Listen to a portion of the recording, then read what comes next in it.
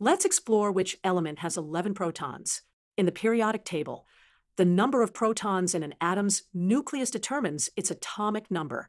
The element with 11 protons is sodium, with the chemical symbol Na. Let's visualize its atomic structure.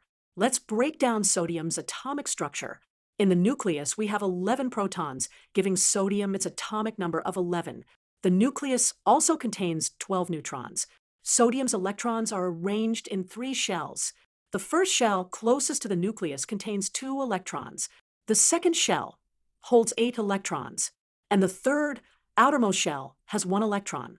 On the periodic table, sodium is located in period 3, which tells us it has 3 electron shells, and group 1, indicating it has 1 electron in its outer shell. This single electron in the outer shell makes sodium highly reactive, as it tends to lose this electron easily to form a positive ion. This property gives sodium its characteristic high reactivity with other elements.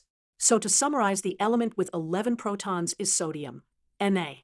Its 11 protons define its atomic number, and its electron configuration gives it its characteristic chemical properties.